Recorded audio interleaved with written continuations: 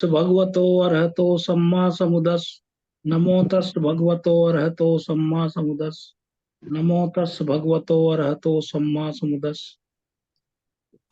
तथागत गौतम बुद्ध, भगवान काश्यप बुद्ध से लेकर तृणहंकर बुद्ध, सभी बुद्धों को मैं पूजनीय भिक्षु संघ, उपस्थित हमारे सभी संचालक और हमारे गायक, श्रोतागण, वक्तागण की तरफ से सत सत नमन करता हूँ और अंजलिबद्ध याचना करता हूँ कि सभी का कल्याण हो, सभी का मंगल हो। और मैं इस अवसर पर पूजनीय बोधिसत्व अनागरिक धर्मपाल जी को भी सत सत नमन करता हूँ, जिनको इस संस्था को बनाने का सारा श्रेय है। उन्हीं की वजह से भारतवर्ष में ये और भारतवर्ष के बाहर ये संस्था काम कर रही है। उनको भी सत सत नमन। सर्वप्रथम मैं अपने पूर्वक्ता को भी साधुवाद देता हूँ कि आज बहुत अच्छा अंत्यशील वंश जी ने किस्सा गौतमी का सभी जानते हैं, लेकिन जो उन्होंने बताया, जिस तरह प्रेजेंटेशन किया, वो बहुत ही अच्छा था। और पाशादिक सूत्र में भगवान बुद्ध के धर्म को किस तरह सीखना चाहिए और जानना चाहिए, जिससे कि वो धर्म यथावत हमारे चित्त में रहे और गुरु के रहने या रहने का उस पर प्रभाव ना पड़े। क्योंकि जो अपने शास्त्रा या गुरु की जो वाणी को, प्रवचन को ध्यान से सुनता है, by mind, bye mouth, by body, अगर वो ध्यान से नहीं सुनता तो कोई लाभ नहीं होता। फिर ऐसे ही होता है जैसे पत्थर पर बीज नहीं जमता। बीज वहीं जमता है जहां पृथ्वी या खेत पहले से उपजाऊ हो। उपजाऊ का मतलब यह है जो श्रावक है उसका चित्त धर्म सुनने के लिए आतुर हो। और आतुर किसका होगा? जो दुख से निकलना चाहता है, जो इसे ऐसे ही सुनता है कि बैठ के सुन रहे हैं और टाइम पास हो गया, उसे कोई लाभ नहीं होता है। क्योंकि बुद्ध का एक शब्द भी लोक कल्याणकारी है। भगवान बुद्ध का एक एक शब्द चुन चुन के उन्होंने बोला है, और वही बोला है जो लोक कल्याणकारी है। और जो लोक के लिए कल्याणकारी नहीं है, वहां चुप रहे हैं, क्योंकि वो लोक के लिए कल्याणकारी नहीं है, उसका कोई यूज नहीं है। वहां अव्यक्त, इनडिटर्मिनेट जिसको कहते हैं, वो बोले ही नहीं। क्योंकि बुद्ध वही बोलते हैं जो वास्तविकता है, वही करते हैं जो बोलते हैं, जो बोलते हैं वही करते हैं। कहीं भी त्रिपिटक में एक शब्द ऐसा नहीं मिलेगा कि भगवान बुद्ध ने यह कहा हो कभी, आखिर गलती से निकल गया मुंह से, ऐसा नहीं, मुझे ऐसा कहना चाहिए था। ऐसा आपने कभी पढ़ा नहीं होगा, ना पढ़ेंगे। क्योंकि उनका एक एक शब्द उससे, उनकी जो कल्याणकारी शिक्षा है उससे परिपूर्ण है, मेरा ये कहना है।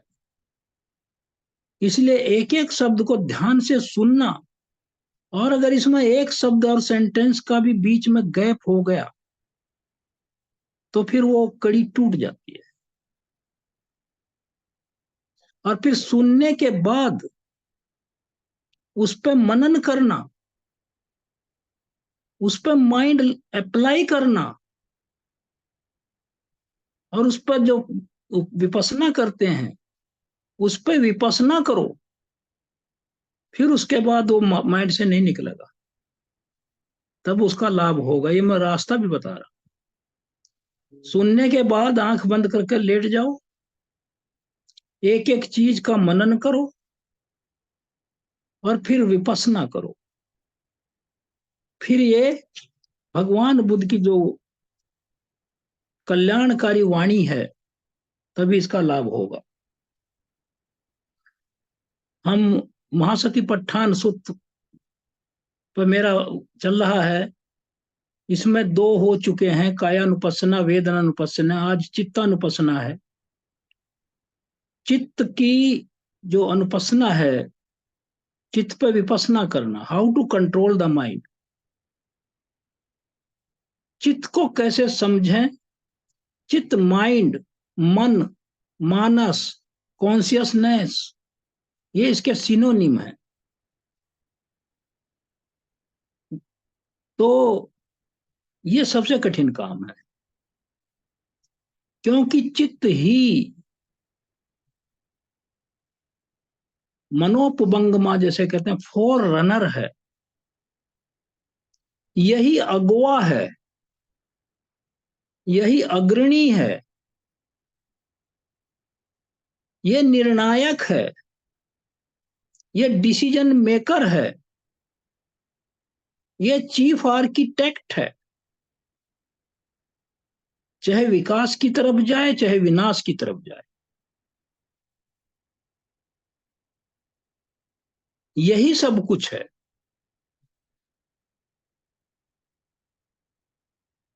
तो चित्तानुपස්සना, एक जगह सारीपुत्र भंते जो धर्म सेनापति हैं, उन्होंने कहा है मेडिटेशन, विपස්සना, ये बहुत इंपॉर्टेंट है, सुनिए ध्यान से। विपස්සना या meditation is successful when there is no meditator. विपස්සना वही सफल है जहां विपස්සना करने वाला ना हो। इसका अभिप्राय क्या है? विपස්සना जो कर रहा है साधक, उसके चित्त में ये नहीं होना चाहिए कि मैं विपස්සना कर रहा हूं, फिर तो मान है उसके अंदर, आई, मैं हूं। जबकि इस पंच उपादान स्कंध में नाम रूप में कहीं भी मैं नहीं। दूसरी बात सारीपुत्र जी ने कही है, ए मेडिटेटर जो विपස්සना करता है मस्ट मास्टर द माइंड, चित्त को नियंत्रित करना चाहिए, not to be mastered by the mind. ये नहीं कि वो, अब इसमें आप पूछेंगे कि माइंड और not to be mastered of mind, अकुशल चित्त और कुशल चित्त से मतलब है। यहाँ अकुशल चित्त को कुशल चित्त से मास्टर करना चाहिए, कंट्रोल करना चाहिए, और अकुशल विचारों वाले चित्त को कुशल चित्त पर हावी नहीं होने देना चाहिए, ये मतलब है इसका। अब चित्तानुपස්සना पे जाने से पहले मेरा ये धर्म बनता है कि मैं ये बताऊं आपको कि ये चित्त क्या है। ऐसे ही शुरू कर दें हम, तो चित्त क्या है पहले यही तो जाने, चित्त है क्या। कुछ लोग तो ये समझते होंगे कि चित्त कोई पुर्जा है या कोई पार्ट है, जैसे हार्ट है, लंग्स हैं, पैनक्रियाज है, और हमारे अन्य बॉडी के जो अवयव हैं। ऐसे नहीं है चित्त। किडनी है, सब है पार्ट। चित्त इस तरह नहीं है। चित्त मीन्स फैकल्टी ऑफ इन्वेस्टिगेटिंग, जो चीज की अन्वेषण करता हो। किसका? किसका अन्वेषण करता हो? चित्त एक फैकल्टी है, एक धर्म है, एक बॉडी का फंक्शनल पार्ट है।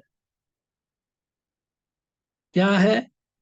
जो किसको इन्वेस्टिगेट करता है? जो हमारी 6 इंद्रियां हैं, चक्षु, श्रोत, घ्राण, जिह्वा, काया और चित्त, मन।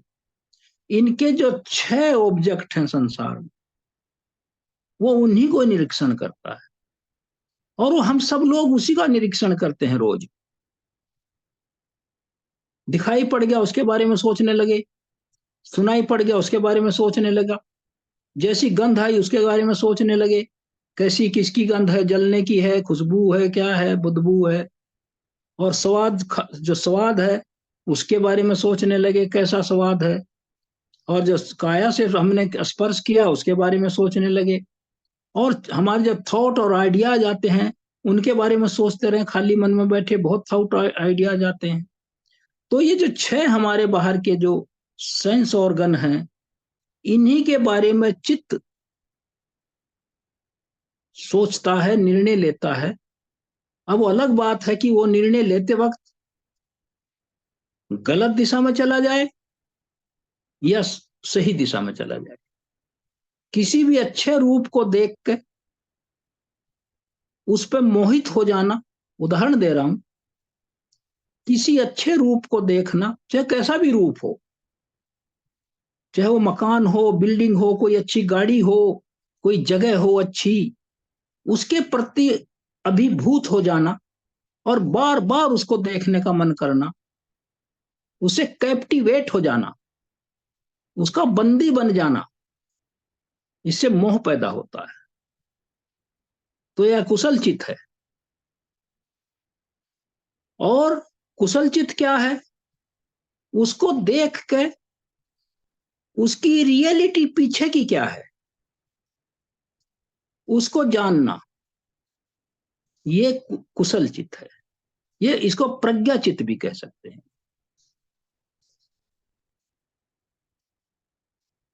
तो चित्त का काम है to investigate an object which he sees, hears, smells, tastes, touches और थिंक्स। तो चित्त ये है। और चित्त का जो है, फिर वो उस ऑब्जेक्ट को पोजेशन में ले लेता है, उसे नियंत्रित कर लेता है, उसके ही इर्द गिर्द उसका फोकस रहता है, चित्त। अब यहां ये चित्त है। अब आप कहेंगे चित्त कि मैंने कहा कि चित्त एक कोई पुर्जा नहीं है, एक पार्ट नहीं है, तो है क्या ये? अब इसे ध्यान से सुनिए, ये बहुत इंपॉर्टेंट है। भगवान बुद्ध ने कहा है, बट वाट ओ मॉन्क्स, ओ भिक्षुओं,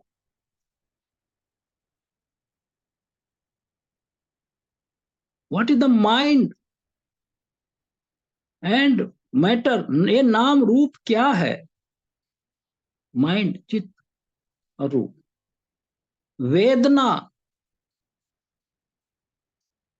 संज्ञा, परसेप्शन, संस्कार, वोल्यूशन,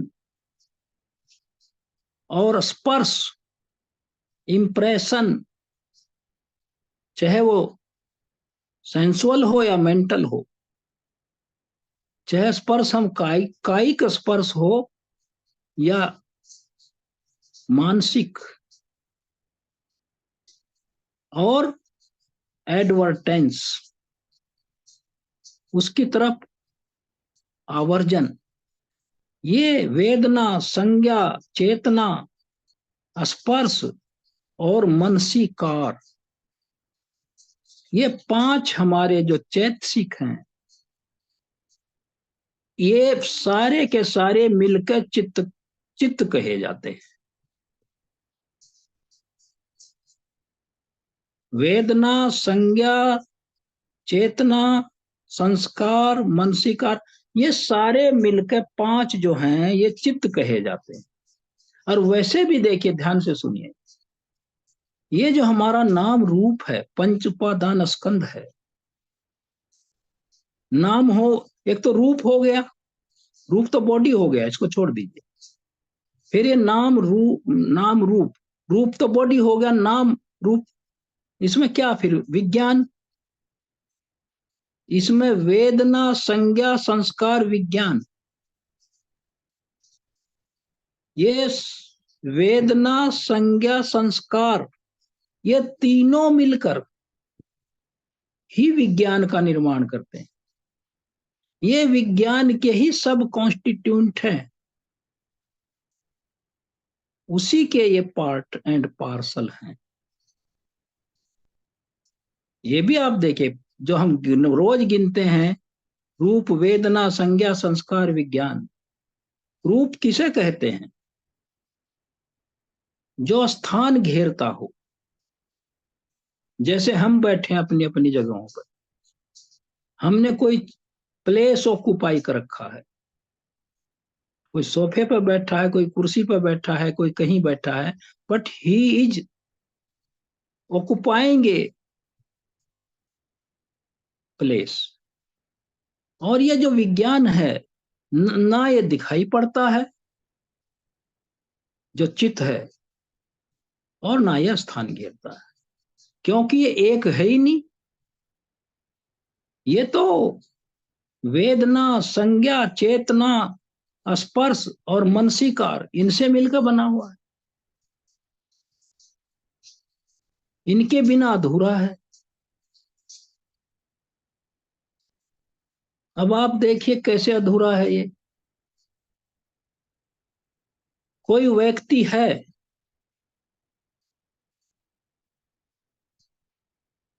वो मानसिक रूप से कमजोर है, उदाहरण के तौर, और वो किसी व्यक्ति को या किसी चीज को देख के ये ना पहचान पावे जल्दी कि ये क्या है, संज्ञा ना कर पावे, तो उसका चित्त स्वस्थ चित्त नहीं, कहीं उसमें कमी है। वो मेंटली रिटार्डेड बच्चे कहे जाते हैं। या व्यक्ति हो, वो स्वस्थ है, खाता पीता है, हेल्दी है, लेकिन चित्त से कमजोर है, वो पैसे नहीं गिन पाता। वो ये जानता है ये मेरे हाथ में पैसे हैं, लेकिन अगर उसको एक नोट की बजाय बहुत से दे दिए, उसके चेंज दे दी जाए, तो जैसे वो काउंट ना कर पाओ, उसमें चेतना ना हो, तो वो चित्त का पार्ट कुशल नहीं है। इसीलिए इस लोक में चित्त की जो हेल्थ है वो भिन्न भिन्न पाई जाती है, वो एक जैसा नहीं है। कुछ प्रिकॉशियस चाइल्ड हैं, जिनकी मेंटल आयु, जिनकी जो मानसिक आयु है, वो शारीरिक आयु से ज्यादा होती है। और कुछ बच्चे ऐसे होते हैं जिनकी शारीरिक आयु मानसिक आयु से कम कम होती है। वो 12 साल का है, लेकिन वो 5 साल जैसे बच्चे कितना ही नॉलेज है उसको। और कोई 5 साल का बच्चा है, अभी आप पढ़ते भी हैं रोज कि किसी ने 12 साल में ग्रेजुएशन कर लिया, बहुत उदाहरण आए हैं, सब जानते हैं। और उसने 15-16 साल में ही इंजीनियरिंग कर ली। ये क्या है? ये कुशल चित्त की बात है। उसकी सारी फैकल्टी स्वस्थ हैं, अलाइव हैं, एक्टिव हैं, कॉग्नाइज करती हैं, अंडरस्टैंड करती हैं, डिसर्नेट डिसर्न करती हैं, डिफरेंशिएट करती हैं और रियलाइज करती हैं।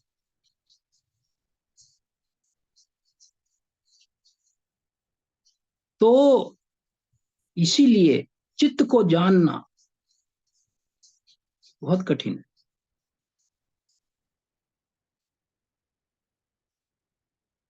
और चित्त का जो कर्मों के अनुसार है, जो हमने पिछले अपने अस्तित्व में कर्म किए हैं,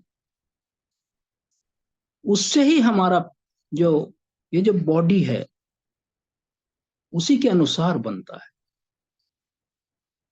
ऐसे नहीं है कि अचानक ही हो गया पैदा। उसके पीछे, उसकी संरचना के पीछे उसके अपने पिछले कर्मों का जो प्रभाव है वो बहुत ज्यादा है। तो चित्त, एक तो ये मैंने परिभाषा आपको बताई चित्त की, मैं रिपीट कर देता हूं, जिसमें वेदना और संज्ञा, चेतना, स्पर्श, मनसीकार। मनसीकार उसको कहते हैं जो उधर एडवर्टेंस करता है, उसमें एक कैपेसिटी होती है इधर उधर निर्णय लेने की, देखने की। Are called mind. एक तो ये हो गया। अब इसमें चित्त में हमारे जो है कितने, हमारे तो 52 चैतसिक होते हैं। चित्त अकेला नहीं होता। ये तो चित्त हो गया। फिर होते हैं चैतसिक, उसे कहते हैं मेंटल फैक्टर। ये जो मेंटल फैक्टर हैं, ये 52 हैं, 52 हैं। देखिए कितना बड़ा चित्त का, हमारे चित्त का पुंज है ये। ये क्यों इतना जटिल है ये क्यों इतना जटिल है, कॉम्प्लेक्स है ये। इसको ऐसा टेन करना, रीड करना क्यों कठिन है? क्योंकि इसमें कितने चीजों का सम्मिश्रण है, एडमिक्सर है। इसमें इनवेरिएबली, बिना किसी संशोधन के, निश्चित रूप से क्या क्या शामिल रहते हैं? जो चैतसिक हैं वो अभी इनमें ही आए हैं, वो चैतसिक ही हैं जो मैंने बताया अभी। सब वही फस है, स्पर्श रहेगा, वेदना है, संज्ञा है, चेतना है, एकाग्रता है। अब देखिए एकाग्रता भी जुड़ गई इसमें, मनसिकार है वो नहीं, वो एकाग्रता कंसंट्रेशन है। जीवितेंद्रिय भी है जो चित्त को जीवित रखता है। मनसिकार है, अटेंशन, जो भी मैंने बताया। ये 7 चैतसिक चित्त के साथ साथ ही जन्म लेते हैं और हर वक्त रहते हैं। नॉट ओनली कि they are born together, they follow and walk together. तो ये 7 हैं। 52 में से मैंने 7 बताए। अभी मैं ज्यादा इसको विस्तार नहीं करूंगा, फिर हम विषय से थोड़ा विषयांतर हो जाएगा। हम चित्त पर फोकस कर रहे हैं। तो चैतसिक किसे कहते हैं? चित्त उसके बिना काम क्यों नहीं करता है? चित्त इंडिपेंडेंट नहीं है, शरीर का कोई भी पुर्जा इंडिपेंडेंट नहीं है, रिलेटिव है, कंडीशनड है, अनन्यो आश्रित जिसको कहते हैं, दूसरे पर आश्रित है।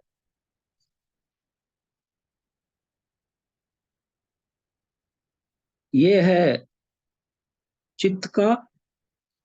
अब इसके बारे में क्या कहा है भगवान बुद्ध ने, कि ये जो हमारा चित्त है और ये चैतसिक है, जैसे कोई राजा है, उदाहरण है, जैसे कोई राजा है और उसे कहीं जाना है, वो अकेला नहीं जाता,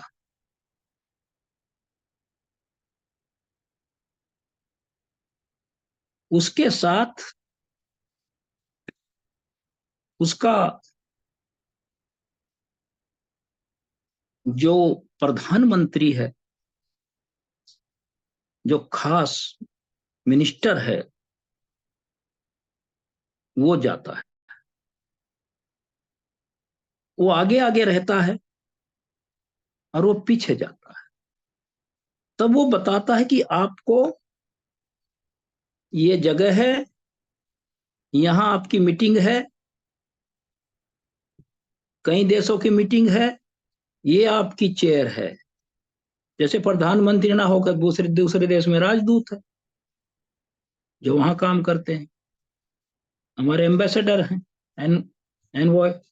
तो वो, अब ये मान लीजिए, वो जो राजा है या प्रधानमंत्री है या राष्ट्रपति है, और जो हमारा दूसरे देश में एम्बेसडर है जो उसको ले जाएगा उस देश में जहाँ उसे G7 में या कॉमनवेल्थ मीटिंग में भाग लेना है, तो वो राजा तो है, या वो जो प्रेसिडेंट है या प्रधानमंत्री है, वो चित है। और वो जो वहां ले जा रहा है उसको, वो चैतसिक है।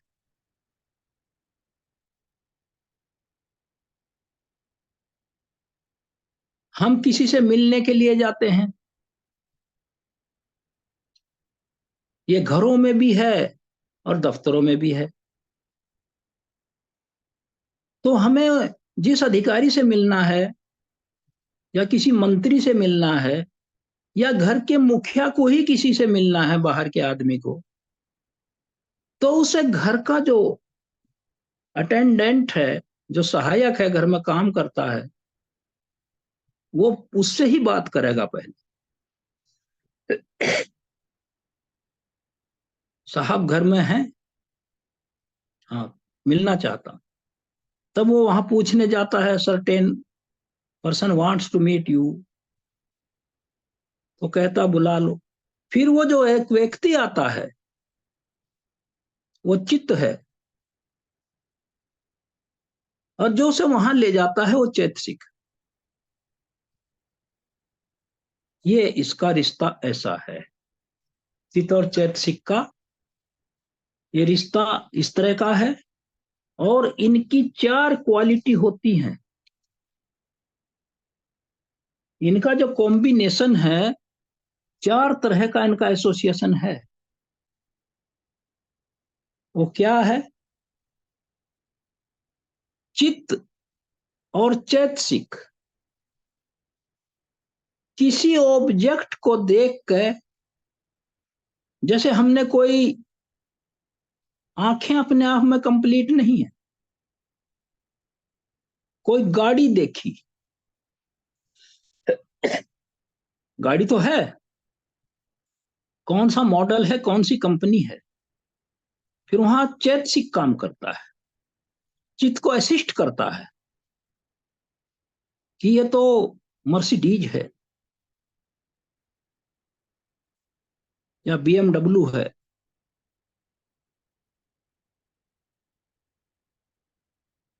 या कोई और गाड़ी है। तो ये एक साथ ही अराइज होते हैं किसी ऑब्जेक्ट पे को पहचानने में, इनका काम ही ऑब्जेक्ट को पहचानना है, क्योंकि संसार में यही व्यवहार चलना है, रोज ही हम यही काम कर रहे हैं। लेकिन हमें, चूंकि हम इग्नोरेंट हैं, हमें पता ही नहीं कि ये चित्त चैतसिक क्या कर रहे हैं। हम तो सिर्फ कह रहे हैं मैं देख रहा हूं, बस समझ रहा हूं। यही तो इग्नोरेंस है। इसके पीछे कौन कौन सी फैकल्टी काम कर रही है, वी डोंट नो। हम पहचान कैसे रहे हैं, वी डोंट नो।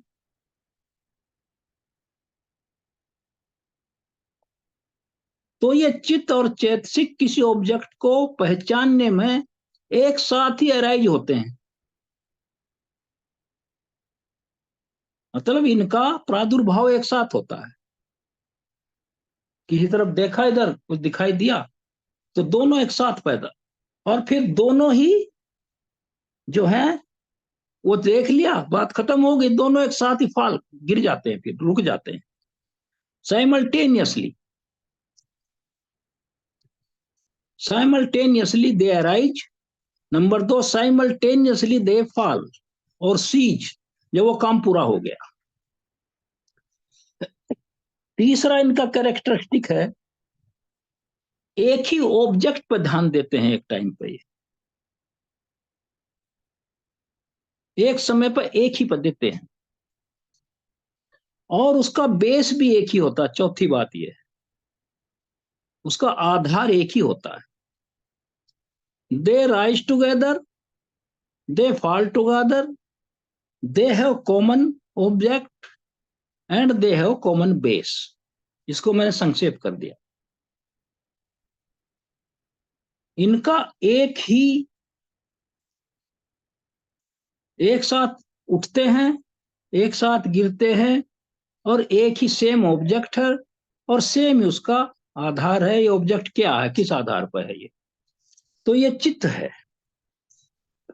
और चित्त का जो काम है, ये चित्त आया कहां से, ये पाली वर्ड चित्त जो है, ये कहां से डिराइव किया गया है, इसकी एटिमोलॉजी क्या है, और कहां इसका स्रोत है ये। इसका वर्बल रूट है चिति, टू कॉग्नाइज, जानना।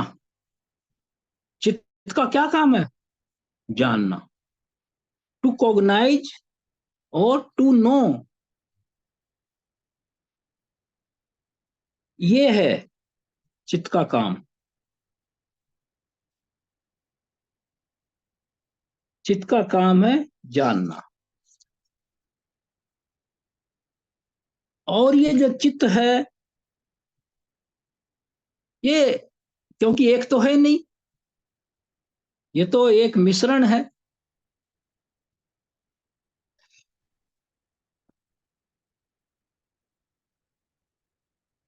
जैसी जैसी परिस्थितियां होती हैं, जहां जहां भी हम इस अपनी जो छह सेंस ऑर्गन का प्रयोग करते हैं, और जैसे जैसे भी ऑब्जेक्ट हमें दिखते हैं भिन्न भिन्न तरह के, चाहे वो हमारे मानव जाति हो, पशु जाति हो, या वनस्पति विज्ञान हो, जीव जंतु हो, पहाड़ हो, प्रकृति हो, कितना हम देखते हैं, तो उसी के अनुसार चित्त की अवधारणा बन जाती है।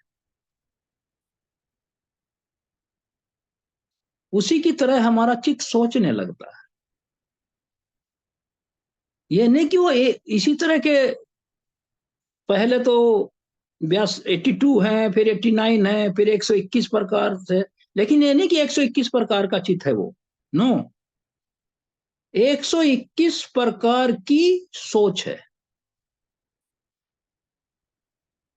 अवधारणा है उसकी। उस रूप में उसको देखता है वो, जैसी उसकी ऑब्जेक्ट की नेचर है।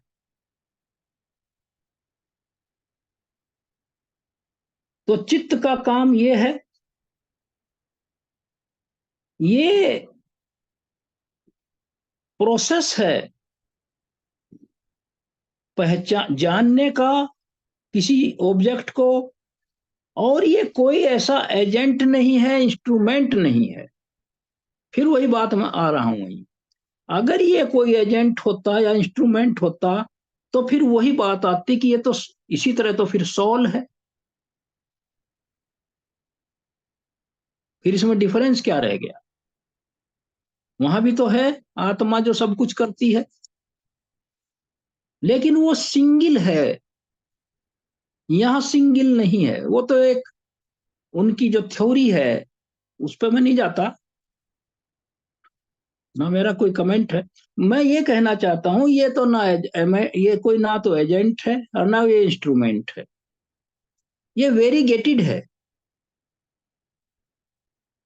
वेरीगेटेड क्यों है? विचित्र है, ये भिन्न भिन्न प्रकार का है, ये वेरीगेटेड है। तो ये जो वेरीगेटेड चित है, चित इज फंडामेंटली एन एक्टिविटी और process of cognising on an object. एक प्रोसेस है किसी ऑब्जेक्ट को जानने का, निर्णय लेने का। इट इज नॉट एन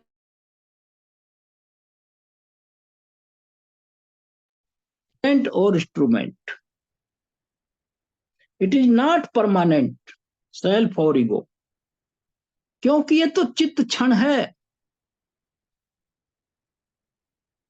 ये तो चित्त क्षण की एक सीरीज है। चित्त अराइज होगा, फाइल होगा, अराइज होगा, फाइल होगा। इसका जो अराइजिंग और फॉलिंग का सक्सेशन या इसका सीक्वेंस या प्रक्रिया, प्रोसेस इतनी रैपिड है कि हमको ऐसे ही लगता है जैसे एक ही है, क्योंकि वो बियॉन्ड कैप्चर है।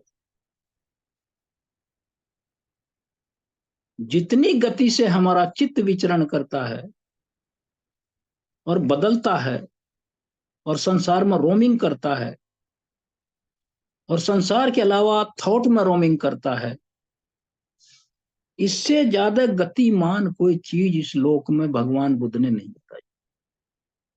इसीलिए इसको अनब्राइडल्ड हॉर्स कहा है, बिना लगाम का घोड़ा। इसको लगाम देना ही प्रज्ञा है,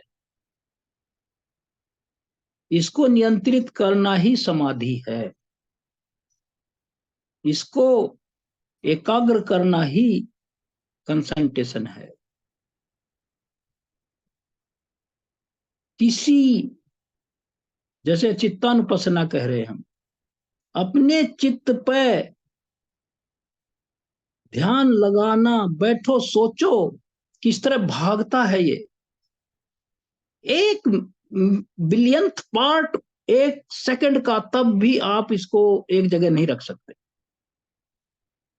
ट्रिलियंथ, ट्रिलियन, इतना इसका, ये ऐसा क्यों है? अभी प्रश्न उठता है, व्हाई इज इट सो? ये ऐसा क्यों है? ये इसलिए है कि जब से हम इस लोक के आवागमन में पड़े हैं, कब से पड़े हैं, ये अचिंतनीय विषय है। मैं पहली बार इस लोक में कब आया, इसको भगवान बुद्ध ने कहा ये अचिंतनीय है। इस पर अपना टाइम वेस्ट ना करो।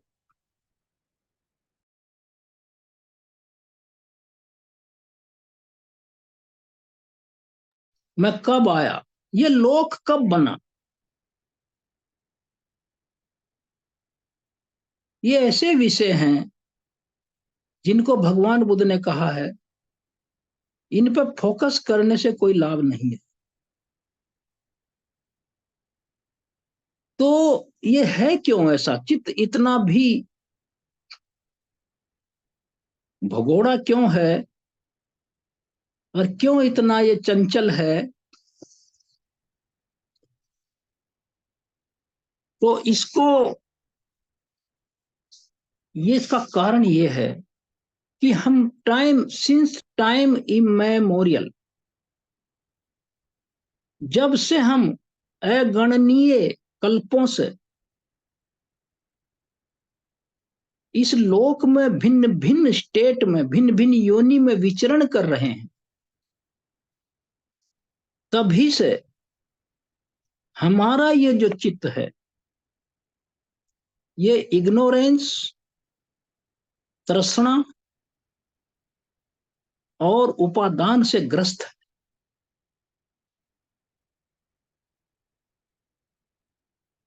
क्लिंगिंग, ये तभी से इस रंग में रंगा हुआ है।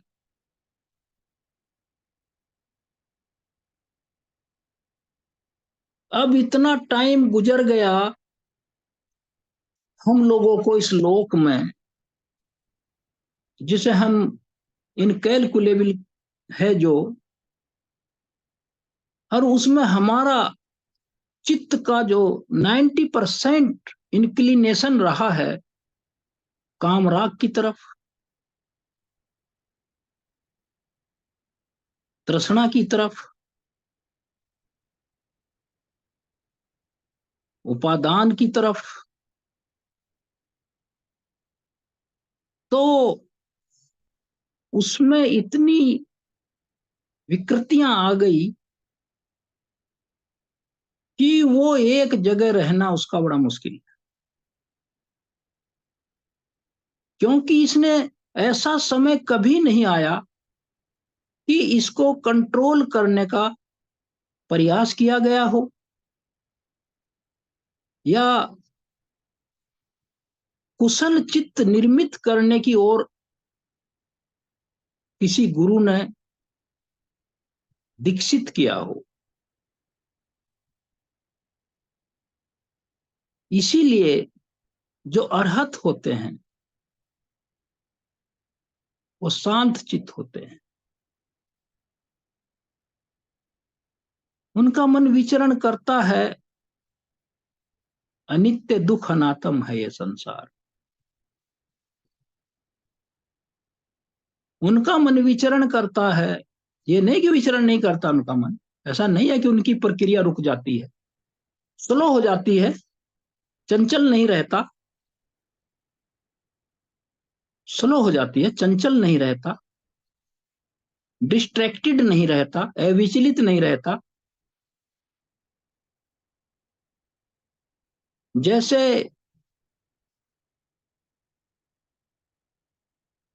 कहीं भी भाग जाए मन, वो नहीं रहता। उनका चित्त किस चीज पर रहता है?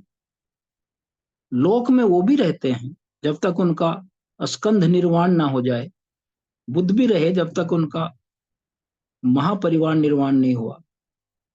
उन्होंने भी लोक को देखा है, लोगों के, हमारे संसार में व्यक्तियों के बीच में रहे हैं, इस पर्यावरण में रहे हैं, लेकिन उनका जो विपස්සना का मतलब है, वी माने क्या, पस्से, हर वक्त ये देखो कि ये जो पंच उपादान स्कंध हैं ये अनित्य हैं, इम्परमानेंट हैं, दुख हैं, अनसेटिस्फैक्ट्री हैं और अनात्म है। इनमें कोई शाश्वतवाद नहीं है, परमानेंस नहीं है इनमें कोई। वो इस तरह लोग को देखते हैं, फिर अपने शरीर को भी देखते हैं वो। ऐसा नहीं है कि शरीर तो है उनका, अरहतों का, उसमें देखते हैं ये जो मेरा रूप और नाम रूप है, माइंड एंड मैटर का जो मेरा कॉम्बिनेशन है, इसमें पृथ्वी धातु है,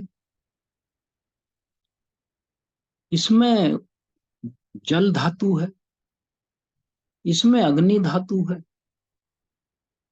और इसमें वायु धातु है। और ये जो चार महाभूत हैं, फोर ग्रेट एलिमेंट, इनसे ये निर्मित है।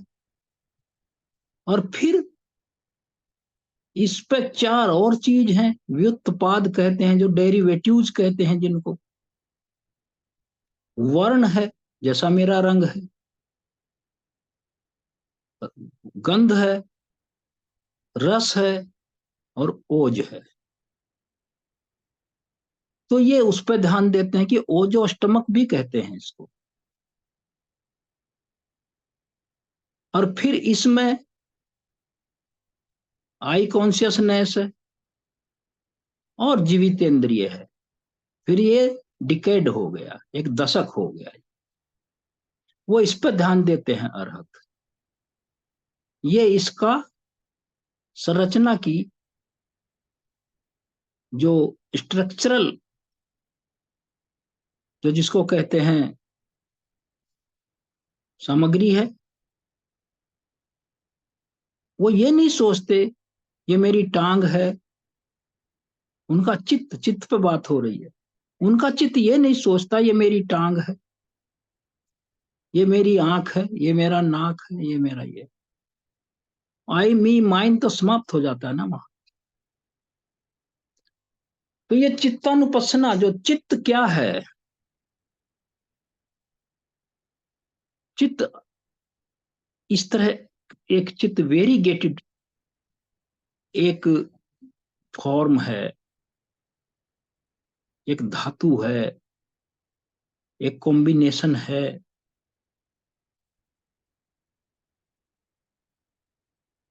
जो singly at its own cannot be ascertained, defined or searched in this body। इस चित्त में, चित्त की संरचना को ना तो ढूंढ सकते हैं, ना देख सकते हैं। हाँ, जब हम मेडिटेशन करते हैं जो चित्त भागता है उसे हम सिर्फ फील कर सकते हैं, लेकिन उसे लोकेट नहीं कर सकते इस सेंस में कि इस बॉडी में कहाँ है ये। हद्दे वत्थु भी कहा है इसको, इसे हद्दे वत्थु भी कहा है। लेकिन इसका प्लेस कहाँ है? क्योंकि एक आइटम हो तो प्लेस हो। वेदना है, संज्ञा है, चेतना है, एकाग्रता है, मनसीकार है, स्पर्श है। अब इतने तो अवयव हैं, तो एक एक जगह थोड़ा ही होंगे। जैसे हम लोग हैं, धम सभा में बैठते हैं, कोई बोध गया में बैठा है, कोई उड़ीसा में बैठा है, कोई कलकत्ता में बैठा है, कोई लखनऊ में बैठा है, कोई महाराष्ट्र में बैठा है। तो इसी तरह एक हमारा एक ग्रुप बन गया। इसी तरह के ये जो मैंने बताए हैं, उनसे मिलकर चित्त की संरचना भगवान बुद्ध ने डिफाइन करी है। तो मैं समझता हूं कि आज मैंने चित्तानुपसना से पहले चित्त की फाउंडेशन बताई। आप, ये चित्त है क्या, कैसे इसका बॉडी में है, क्या करता है ये, कैसे है, कौन कौन इसके साथी हैं, इसका फंक्शनिंग कैसे है, इसका उद्देश्य क्या है, ये निर्णय लेता है, ये चीफ है, निर्णय लेता है, पहचानता है चैतसिक की सहायता से। और हमारी जो 6 इंद्रियां हैं, सेंस ऑर्गन, वो इनको असिस्ट करती हैं इनके जो सेंस ऑब्जेक्ट तक पहुंचाने में। तो इन्हीं शब्दों के साथ मैं आज अपनी बात को यहीं रोकूंगा, और फिर अगली संडे को चित्तानुपसना, इसका विपसना चित्त पर कैसे की जाए, फिर उसके बारे में बताऊंगा। थोड़ा आज का विषय थोड़ा कठिन था, लेकिन मैंने कोशिश करी कि उसे बहुत सिंप्लीफाई करूं। मुझे नहीं पता मैं किस सीमा तक सफल हुआ। तो इन्हीं शब्दों के साथ मैं आपको सभी को नमो बुद्धाय कहता हूं, और सभी बुद्धों से आपके सभी के कल्याण, मंगल, सुखी जीवन की याचना करता हूँ।